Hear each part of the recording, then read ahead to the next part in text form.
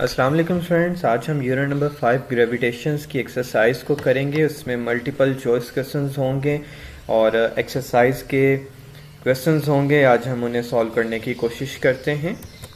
चलें चलते हैं अपनी एक्सरसाइज के मल्टीपल चॉइस क्वेश्चंस की तरफ। पहला जो मल्टीपल चॉइस क्वेश्चन है वो कहता है कि जो अर्थ की ग्रेविटेशनल फोर्स अट्रैक्शन है वो कहाँ पे जाके ख़त्म हो जाती है। कहीं पे भी जो है ना मतलब कि हम ये नहीं कह सकते वो कहीं पे भी वेनिशेस होगी, कहीं पे भी जाके ऐसा सीन इसका नहीं है। Value of g increase with, जो ग्रेविटी की वैल्यू है ना वो किस तरीके से बढ़ती है आपको पता है ना। मैंने आपको एक एग्जांपल दी थी। फॉर एग्जांपल अगर हमारे पास बेटे एक बिल्डिंग है, ठीक है, और इस बिल्डिंग के जो है ना हमारे पास, आप ये चले उर्दू में इसको समझ लें, इसकी जो है ना 20 मंजिलें हैं, ठीक है।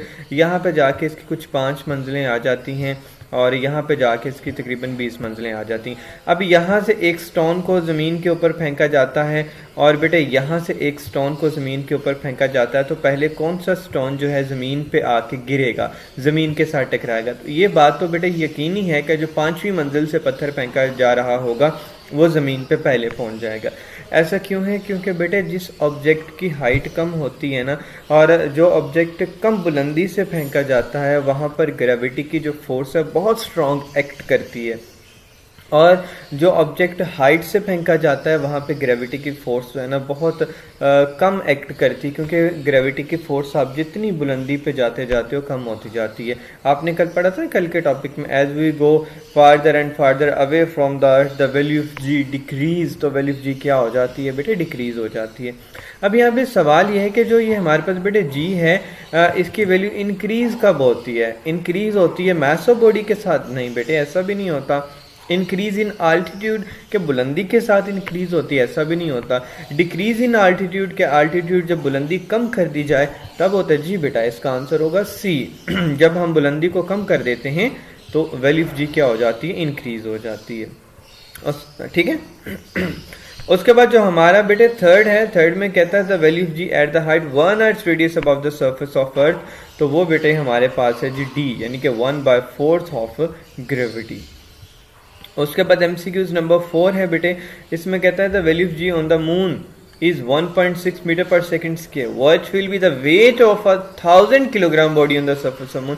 कहते हैं कि अगर ग्रेविटी चांद पर 1.6 है तो एक ऑब्जेक्ट जिसका वजन 100 किलोग्राम है उसका वजन चांद पर कितना होगा? तो वो बेटे 160 न्यूटन हो जाएगा। ठीक है। उसके बाद हमारे पास आ जाता है जी the altitude of geostationary orbit. जो हमारे पास बेटे आल्टीट्यूड है जियोस्टेशनरी ऑर्बिट का, और इन विच कम्युनिकेशन सैटेलाइट, जिसमें कम्युनिकेशन सैटेलाइट जो है ना लॉन्च कर दी जाती है above the surface of the earth, वो कितना होता है हमने उसको बताना होता है। ठीक है। वो बेटा हमारे पास 5वें के जो ऑप्शन है वो आ जाते हैं 850 किलोमीटर, 1000 किलोमीटर, 6400 किलोमीटर या 42300 किलोमीटर। तो वो बेटा याद हो तो मैंने बताया था वो 42300 किलोमीटर है। अच्छा, अब ये 160 न्यूटन, मैं पिछले एमसीक्यूज की तरफ आता हूँ। ये 160 न्यूटन आपके जहनों में होगा ये किस तरीके से है। तो बेटा एक चीज़ याद रख लें, जब भी किसी भी ऑब्जेक्ट का वेट फाइंड करना है ना on the surface of moon, तो जो मून की ग्रेविटी होती है ना, आपने सिंपल क्या करना है, मून की ग्रेविटी के साथ उसके वेट को मल्टीप्लाई कर देना है। वेट है बेटे हमारे पास 100, जब हमने मून की ग्रेविटी के को 100 के साथ मल्टीप्लाई किया ना तो वो बेटे हमारे पास क्या आ गया? वो सिंपल हमारे पास आ गया जी 160। और आपको पता है ग्रेविटी एक फोर्स होती है और उस फोर्स का यूनिट भी न्यूटन होता है। बात समझ आ गई बेटे? आपने किस तरीके से ये फाइंड करना है। कोई भी वेट दे दिया गया हो, आपने सिंपल ग्रेविटी को जो है ना वो मल्टीप्लाई कर देना होता है वेट के साथ। लास्ट एमसीक्यूज हमारा क्या है बेटा? जो ऑर्बिटल स्पीड है लो ऑर्बिट, वो ऑर्बिट सैटेलाइट जो बहुत कम बुलंदी पे जो है ना वो रिवॉल्व कर रही होती है, उसकी स्पीड कितनी होती है? तो बेटा उसकी स्पीड होती है हमारे पास 8000 metre per second, 8000 metre per second. उसके बाद जो हमारा आज का पहला सवाल होगा बेटा, कहता है what is mean by force of gravitation. आपको पता है ना फोर्स ऑफ ग्रेविटेशन पहला हमारा टॉपिक था, उसमें हमने क्या पढ़ा था कि every body in the universe attract every other body with a force which is directly proportional.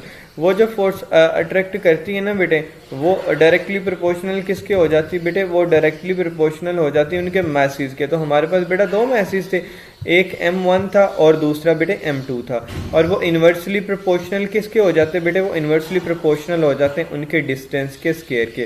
और जब हमने प्रोपोर्शनैलिटी का साइन ये वाला ख़त्म किया था तो हमने उसको किस में कन्वर्ट कर दिया था, हमने ग्रेविटेशनल कांस्टेंट में, कैपिटल जी में उसको कन्वर्ट कर दिया था। साथ में बेटा आपने इसका फॉर्मूला लाजमी लिखना है डेफिनेशन के। कहता है do you attract the earth और द अर्थ अट्रैक्ट यू, क्या आप जमीन को खींचते हैं या जमीन आपको खींचती है। Which one is attracting with a larger force, कौन ज्यादा फोर्स के साथ एक दूसरे को खींचता है, यू और द अर्थ, आप या जमीन। तो बेटा क्या होगा, both attract to each other, दोनों एक दूसरे को अपनी तरफ खींचते हैं। Earth is attracting with larger force, जो जमीन है ना बेटे वो अपनी तरफ लार्जर फोर्स के साथ अट्रैक्ट करती है। ऐसा क्यों है, क्योंकि जो जमीन का मास है ना बेटे वो क्या है, ग्रेटर है। ठीक है, उसके बाद आ जाता है what is field force. Field force क्या होता है बेटे, जो जमीन का ग्रेविटेशनल पुल होता है ना जमीन का, वो किसी भी बॉडी पे जो एक्ट करता है, चाहे वो बॉडी बेटे जमीन के साथ जुड़ी हुई हो या ना जुड़ी हुई हो, उसको हम, उस प्रोसीजर को हम फील्ड फोर्स कह देंगे। कहते हैं वाई अर्लियर साइंटिस्ट, जो पहले साइंसदान थे ना, उन्होंने गेस नहीं किया था कि यहाँ पे ग्रेविटेशनल फोर्स मौजूद है। ऐसा क्यों था, क्योंकि बहुत बड़े बड़े साइंटिस्ट गुजरे हैं इसाक न्यूटन से पहले, तो उन्होंने क्यों नहीं ऑब्जर्व किया कि यहाँ पे ग्रेविटेशनल फोर्स है। कहते हैं जो पहले साइंटिस्ट थे ना, उन्होंने कभी ये चीज नहीं सोची थी कि कोई भी ऑब्जेक्ट जमीन की तरफ जाके गिरता है। ठीक है, उन्होंने कोशिश ही नहीं की थी इस पहेली को बेटा सॉल्व करने की कि ये जो प्लैनेट्स होते हैं और वो सूरज के इर्द गिर्द क्यों रिवॉल्व करते हैं, तो उन्होंने कभी गेस ही नहीं किया था ग्रेविटेशनल फोर्स के बारे में। यही रीजन है। 5.6 में बेटे क्या है, how can you say that gravitational force is a field force. आप ये कैसे कह सकते हैं कि जो ग्रेविटेशनल फोर्स है ना वो फील्ड फोर्स है। बेटा कहता है जो ग्रेविटेशनल फोर्स है ना वो सिर्फ बॉडी पे एक्ट नहीं करती, that not act only a bodies, उन बॉडीज पे ही सिर्फ एक्ट नहीं करती जो कॉन्टैक्ट में होते हैं अर्थ के साथ, लेकिन ये उन बॉडीज पर भी एक्ट करती है जो बेटा जमीन के साथ कांटेक्ट में नहीं भी होते। यहां तक बात समझ आ गई ना कि जो ग्रेविटेशनल फोर्स है वो सिर्फ उन्हीं बॉडीज पे एक्ट नहीं करती जो जमीन के साथ है, बल्कि ये उन बॉडीज पे भी एक्ट करती है जो जमीन के साथ अटैच नहीं है, कांटेक्ट में नहीं। हाँ, लेकिन बेटे एक बात है कि ये डिक्रीज हो जाती है जब हम जमीन के सेंटर से दूर जाते हैं। It decreases as we go away from the center of the earth, so we can say it is a field force। जिसे हम कह सकते हैं ये एक field force है। 5.7 में बेटे क्या है, explain what is meant by gravitational field strength।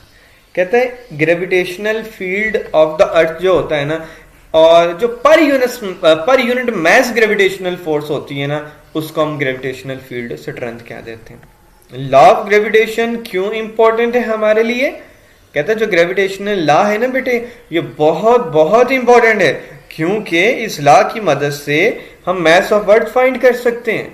आपको पता ना ग्रेविटेशनल वैल्यूज हमने यूज की थी 6.673 multiply 10⁻11 newton metre square kilogram per square, जिसे हमने मास ऑफ अर्थ फाइंड किया था 5.3 जब हमारा टॉपिक था।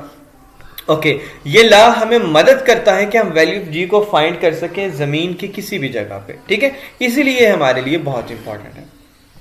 Explain the law of gravitation. Law of gravitation बेटे लॉन्ग क्वेश्चन टाइप ये आ गया है, शॉर्ट में आ जाए तो डेफिनेशन है, लॉन्ग में आ जाए तो आपने सारा डेरिवेशन और इसकी जो है ना जी की वैल्यू लिखनी होगी। देखो ना वही बात जो मैं आपको पहले फॉर्मूले की मदद से बता चुका हूँ कि इस लॉ की मदद से क्या होता है कि हर body in the universe attract करती है किसी दूसरी बॉडी को अपनी तरफ, लेकिन कुछ फोर्स लगाती है ना, और वो डायरेक्टली प्रोपोर्शनल हो जाती है बेटा उनके मैसेज के, और बेटे वो इनवर्सली प्रोपोर्शनल हो जाती है उनके डिस्टेंस के स्क्वायर के। जब हम इन दोनों को मिला देते हैं तो क्या हो जाता है, 4 directly proportional to mass 1 divided by distance का स्क्वायर। ये प्रोपोर्शनैलिटी खत्म किया तो वो कांस्टेंट ऑफ ग्रेविटेशनल में कन्वर्ट हो गया, और उसकी वैल्यू बेटा होती है 6.673 multiply 10⁻11 newton metre square and kilogram per square. Is it clear? ये टॉपिक हम बहुत डिटेल में पढ़ चुके हैं। अच्छा बेटे, एक्सरसाइज के कोई भी क्वेश्चन होते हैं ना, उसमें से 99% हमारे वही क्वेश्चन होते हैं जो हम चैप्टर में पढ़ चुके हैं। अच्छा, ये लॉन्ग क्वेश्चन आ गया बेटा मास ऑफ अर्थ, जो हमने अभी कल पढ़ा है, ये आपने उसी में कर लेना है इसको। 5.11 में बेटे हमें क्या कहते हैं, कहता है can you determine the mass of our moons, if yes then what you need to know. Yes, in order to find the mass of moon, क्या कहता है क्या आप मास ऑफ मून फाइंड कर सकते हैं? अगर हां तो आपको क्या जानने की जरूरत होगी जिससे आप मास ऑफ मून फाइंड कर लेंगे? Yes, in order to find the mass of moon we should know the radius of the moon as well as the value of ji on the surface of moon. उसके लिए हमें दो चीजों का जानना जरूरी होगा, एक रेडियस ऑफ मून, एक value of ji on the surface of moon. 5.12 में क्या कहता है? Why does the value of ji vary from place to place? क्यों वेरी करती है place to place value of G? बेटा कहता है जो वैल्यू ऑफ जी है ना वो डिपेंड करती है डिस्टेंस पर, जमीन के सेंटर से। देखो ना, जमीन के सेंटर से डिस्टेंस जितना दूर होगा ना आपका, अल्टीट्यूड जितना ज्यादा होगा, वैल्यू ऑफ जी उतनी वीक होती जाएगी। जो सरफेस ऑफ अर्थ है ना ये स्मूथ नहीं है, डिफरेंट प्लेसेस पर डिफरेंट डिस्टेंस पर जो सेंटर ऑफ अर्थ है वो डिफरेंट हो सकता है। That is why the value of ji vary from place to place. Explain how the value of g varies with altitude. अच्छा, ये 5.12 और 5.13 तकरीबन इनका सेम ही कंसेप्ट है। अगर हम बात कर लेना कि प्लेस टू प्लेस ये क्यों वेरी करती है, उसमें सिर्फ एक ही कंसेप्ट हमें मिलता है कि जो अर्थ है हमारी स्मूथ नहीं है, ठीक है, और जो डिफरेंट प्लेसेस पे चले जाएं, जो डिस्टेंस होता है from the centre of earth वो भी डिफरेंट होता है, इसलिए जो जी की वैल्यू वेरी करती है प्लेस टू प्लेस। लेकिन अगर हम 5.13 की तरफ आते हैं, आल्टीट्यूड की बात करते हैं, तो बेटा ये आल्टीट्यूड जो है ना वैल्यू ऑफ जी के हमेशा इनवर्सली प्रोपोर्शनल हो जाता है स्क्वायर ऑफ रेडियस के अर्थ के। So it decrease with altitude. ये इनवर्सली प्रोपोर्शनल होता है, इसलिए बेटा जितनी बुलंदी पे आप चले जाते हैं ये डिक्रीज हो जाता है। लेकिन समुद्री सतह पर और जो वैल्यू ऑफ जी है वो ग्रेटर होती है, क्योंकि वो एट द हिल्स बनिस्बत एट द हिल्स के। आर्टिफिशियल सैटेलाइट क्या होती है? बहुत ही आसान बेटा, बहुत ही आसान सवाल, बहुत इंपॉर्टेंट शॉर्ट डेफिनेशन। कि जो साइंटिस्ट है ना बेटा, उन्होंने बहुत सारी जो है ना इंस्ट्रूमेंट स्पेस में भेजे हुए हैं for the purpose of communication, और ऐसे इंस्ट्रूमेंट को हम आर्टिफिशियल सैटेलाइट कहते हैं। The object that are sent into the space by scientist and they revolve around the earth, और वो ऑब्जेक्ट बेटा जमीन के इर्द गिर्द रिवॉल्व करते हैं, ऐसे ऑब्जेक्ट को हम आर्टिफिशियल सैटेलाइट्स कहते हैं। Is it clear? और ये याद है ना आपको जो मैंने वो पेज बताया था जिसमें बेटे हमने satellite, artificial satellite, natural satellite, communication satellite, GPS और डिफरेंट एमसीक्यूज हमने देखे थे। बहुत इंपॉर्टेंट बेटा पेपर पॉइंट ऑफ व्यू के लिहाज से वो पेज है, आपने उसको लाजमी तैयार करना है। अच्छा, 5.15 में कहते हैं हाउ, कैसे Newton's law of gravitation helps, कैसे न्यूटन का जो लॉ ऑफ ग्रेविटेशन है मदद करता है in understanding the motion of satellite. जो सैटेलाइट्स हैं उनके मोशन को समझने के लिए न्यूटन का लॉ ऑफ ग्रेविटेशन है वो हमारी कैसे मदद करता है? कहता है as we go away from the earth the gravitational force decrease. देखो बेटा, इस पूरे चैप्टर में ग्रेविटी का जिक्र है, ग्रेविटी का जिक्र है। एक कंसेप्ट तो बिठा लेना दिमाग में कि ग्रेविटी डिक्रीज होगी बुलंदी के साथ, इंक्रीज होगी जब आपकी हाइट कम है। As we go away from the earth, the gravitational force decrease. हम जैसे ही बेटा जमीन से दूर जाते हैं ग्रेविटेशनल फोर्स कम हो जाती है। So, with the help of Newton gravitational law, we can find the required centripetal force for an artificial satellite. कहता है न्यूटन लॉ ऑफ ग्रेविटेशन की मदद से हम फाइंड कर लेते हैं कि कितनी सेंट्रीपिटल फोर्स की जरूरत होती है किसी भी मसनूई आर्टिफिशियल सैटेलाइट को जमीन के इर्द गिर्द रिवॉल्व करने के लिए या अपने ऑर्बिट में रिवॉल्व करने के लिए।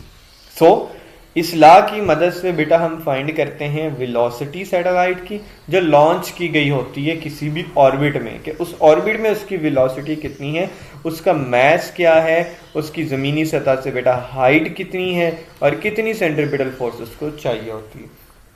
तो वो हमने एक लॉन्ग क्वेश्चन जो लास्ट टॉपिक बेटे इस चैप्टर का पढ़ा था, हमने क्या पढ़ा था? Motion of artificial satellites. तो आपको पता है ना बेटा, कोई भी ऑब्जेक्ट जब सर्कल में रोटेट करता है तो सर्कल में रोटेट करने के लिए उसको एक फोर्स की ज़रूरत होती है, और उस फोर्स को बेटे हम कौन सी फोर्स कहते हैं? उस फोर्स को हम सेंट्रीपिटल फोर्स कहते हैं, क्योंकि सेंट्रीपिटल फोर्स ही बेटे ऐसी फोर्स है जो किसी ऑब्जेक्ट को सर्कल में रोटेट करवाती है। याद रह जाएगा ना बेटा, ये इंपॉर्टेंट एमसीक्यूज भी बन सकता है और ये शॉर्ट डेफिनेशन भी है कि वो कौन सी फोर्स है जो ऑब्जेक्ट को सर्कल में रोटेट करवाती है बेटे? वो सेंट्रीपिटल फोर्स है जो ऑब्जेक्ट को सर्कल में रोटेट करवाती है। ठीक है, उसके बाद आ जाता है वो सेंट्रीपिटल फोर्स जो ऑब्जेक्ट को सर्कल में रोटेट करवाती है, वो हमेशा बेटे डायरेक्ट रिलेट करती है, डायरेक्टली प्रोपोर्शनल किसकी होती है? ऑब्जेक्ट के मास के, और इनवर्सली डायरेक्टली रिलेशन उसका वेलोसिटी के स्केयर के साथ भी होता है, आप इसको स्पीड भी कह सकते हैं उसकी, और बेटा इनवर्सली प्रोपोर्शनल होती है उसके रेडियस के साथ। ठीक है, अच्छा अब यहाँ पे क्या आ जाता है? Fc is equal to mv²/r, जो फोर्स प्रोवाइड करती है ग्रेविटेशनल फोर्स। और आपको पता है ना कि बेटा जितनी भी फोर्स होती हैं वो किस पे लगती हैं? वो हमेशा उन ऑब्जेक्ट्स पे लगती हैं जिनका क्या होता है? वेट होता है, और जिन ऑब्जेक्ट का वेट होता है उनका मैस भी होता है, और जिनका मैस होता है उन पर ग्रेविटेशनल फोर्स भी एक्ट कर रही होती है। तो ये आर्टिफिशियल सैटेलाइट हाइट में है, तो हम उस ग्रेविटी के साथ क्या लिख देंगे? GH लिख देंगे। अब सिंपल ये mgh पुट कर देंगे FC की जगह पे, ये हमने कल बहुत डिटेल में डेरिवेशन की थी। तो इन शॉर्ट बेटा जो हमारे पास इसका जो आंसर आ जाता है ना, वो आ जाता है जी v0 यानी कि velocity of orbit √GH and r+h। जो हमने पढ़ा था कि जो GH होता है वह approximately equal to GK and r+h approximately equal to r हो जाएगा। याद है ना? चले मैं इसको थोड़ा जूम करके मजीद आपको बता देता हूँ। हमने क्या पढ़ा था कि जो हमारा GH है वो हमने उसको कल किसके इक्वल कर दिया था? कल हमने बहुत डिटेल में टॉपिक पढ़ा था बेटे, ग्रेविटी के इक्वल कर दिया था। और जो बेटे हमारा r+h था हमने इसको किसके इक्वल कर दिया था? हमने बेटे इसको इक्वल कर दिया था सिंपल r के। ठीक है, और ये फिर उसके बाद हमने इनकी वैल्यूज यहाँ पे पुट कर दी थी। नेक्स्ट हमारे पास बेटे लॉन्ग क्वेश्चन क्या आ जाता है, उसमें कहता है जी simple on what factors the orbital speed of a satellite depends. वो कौन से फैक्टर्स हैं जिन पर बेटा सैटेलाइट्स की ऑर्बिटल स्पीड डिपेंड करती है?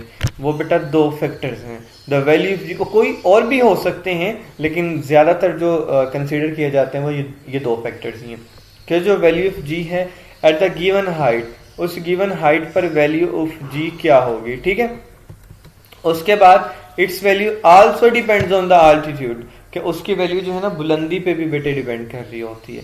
आगे आ जाता है 5.17 लास्ट इस एक्सरसाइज का बेटे शॉर्ट क्वेश्चन है। कहता है why communication satellite are stationed at geostationary orbit. ऐसा क्यों होता है कि जो कम्युनिकेशन सैटेलाइट है वो हमें जियोस्टेशनरी ऑर्बिट से जो है ना वो दिखाई देती हैं।